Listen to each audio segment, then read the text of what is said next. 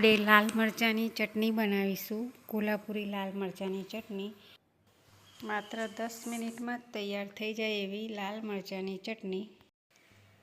કોઈ પણ શાકની જરૂર ના પડે એવી ચટણી. 6 મહિના સુધી સ્ટોર રહે એવી ચટણી બનાવવાની રેસીપી. સામગ્રીમાં 1 વાટકી લાલ મરચાંના કટકા, તો 2 વાટકી ગોળ અને અડધી વાટકી લસણ અને અડધી વાટકી લીંબુનો રસ. હળદર, મીઠું, સંચળ, શેકેલું જીરું ને ધાણાનો પાવડર અને ચાટ મસાલો. લસણ અને મરચું મિક્સરમાં પીલી લેવું, પણ ચટણી જેવું નહીં કરવાનું, એને 2 સ્ટ્રોક મારવાના. થોડું આખું પાખું રહે એવી રીતે પીલવું. વઘાર માટે મોટો ચમચો તેલ મૂકો. તેલ ગરમ થઈ જાય એટલે ગેસ બંધ કરી પછી અંદર 1 ચમચી હિંગ નાખવાની.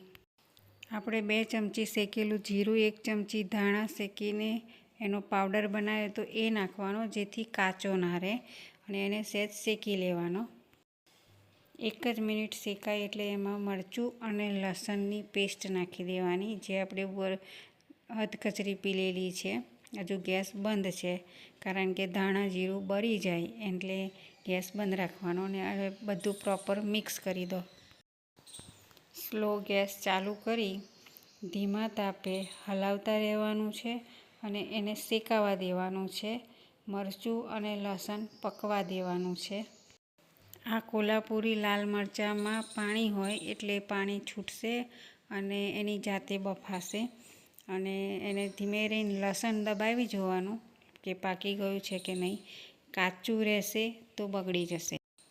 મેઇન ટિપ્સ એ છે કે લાલ મરચું ભલે પીસી લીધું, પણ એને શેકાવા દેવાનું છે તેલમાં. કાચું રહેશે તો બગડી જશે. શેકાઈ જશે એટલે સાઈડ પર હલાવતા હલાવતા જગ્યા છોડી દેશે, એટલે ખબર પડશે તેલ છૂટું પડશે. આવી રીતે ખદબદે અને તેલ છૂટું પડશે. અને આ સમજી લેવાનું કે શેકાઈ ગયું છે. હવે 2 વાટકી ગોળ નાખી દેવાનો. જે માપે લીધો તો ગોળ આપણે, કે 1 વાટકી મરચાંના કટકા તો 2 વાટકી ગોળ લીધો હતો. હવે ગોળ એનું પાણી છોડશે, તો ધીમા તાપે એને ગઠ્ઠા તોડી અને પછી એને હલાવતા હલાવતા ગોળને ઓગળવા દેવાનો. મરચાંની માફક ગોળનું પણ જે પાણી છૂટશે, એવી રીતે પહેલાં મરચાંનું પાણી બાળ્યું હતું, હવે ગોળનું પાણી બાળવાનું. ચાસણી નથી કરવાની, કડક નથી કરવાનું, પણ એને પકાવવાનો છે. અને હલાવતા હલાવતા ગોળ ચડવા દેવાનો છે. આ ટેસ્ટમાં ગોળમાં મીઠું આવે ને એટલે ચાખી લો, અને પછી એને ટેસ્ટ પ્રમાણે મીઠું નાખો.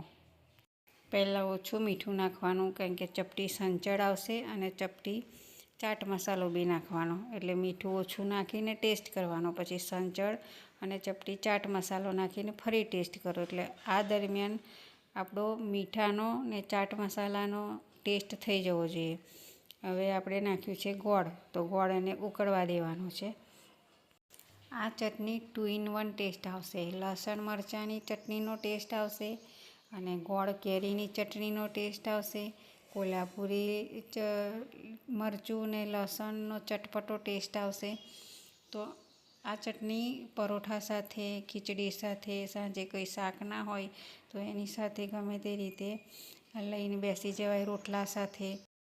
એકવાર બનાવીને ફ્રીજમાં સ્ટોર કરો અને પછી જેમ જૂની થશે ને એમ સારી લાગશે. હવે આ દરમિયાન આપણે અથાણાનો સંભાર નાખી દેવાનો. આપણે તૈયાર ગોળ કેરીના અથાણાનો સંભાર નાખી દેવાનો છે. એટલે અને એને હલાવવા દેવાનું છે. 5 મિનિટ એને ઉકળવા દેવાનું છે. હવે અથાણાના સંભારમાં બી આપણે મીઠું નાખેલું હોય, તો એને ફૂલ હવે છેલ્લું ફાઇનલ ટેસ્ટ કરો કે મીઠું ઓછું છે કે વધારે છે, લીંબુ ઓછું છે કે વધારે છે. કારણ કે આપણે 2 વાટકી ગોળ નાખ્યો, તો લીંબુ પણ અડધી વાટકી જોઈશે. પણ મીઠું, લીંબુ ચાખીને નાખવાનું. તો મીઠું બને એટલું ઓછું નાખવાનું, કારણ કે અથાણાનો સંભાર, સંચળ, ચાટ મસાલો આ બધું આવી જાય તો એ ઉકળતા એનો ટેસ્ટ છોડે. હવે બધા મસાલા નાખી દીધા છે. ટેસ્ટ કમ્પ્લીટ થઈ ગયો છે. લીંબુ, ગોળ અને મરચાંનો, મીઠાનો. હવે એને ઉકળવા દેવાનું, અને એકદમ પાતળું નહીં, એને ઉકળવા દેવાનું એવી રીતે કે થોડો ગોળ પાકી જાય. એટલે ઓટોમેટિક એની થિકનેસ આવશે. અથાણાનો સંભાર તમારે કેટલો નાખવો એ ડિસાઈડ કરવાનું. કોઈ વધારે નાખે, કોઈ ઓછો નાખે. પણ આ ફ્રીજમાં મૂક્યા પછી આ લિક્વિડ લાગે છે, પણ એ એક ધાર્યું થઈ જશે, જાડું થિકનેસ થઈ જશે. તૈયાર છે ફક્ત 10 મિનિટમાં બને એવી ચટણી અને 2 in 1 ટેસ્ટ. લસણ મરચાંનો ટેસ્ટ, ગોળ કેરીનો ટેસ્ટ અને લાલ કોલ્હાપુરી મરચાંનો ટેસ્ટ. આપણે સૂકું લાલ મરચું તો નાખ્યું જ નથી, કેમ કે મરચું છે.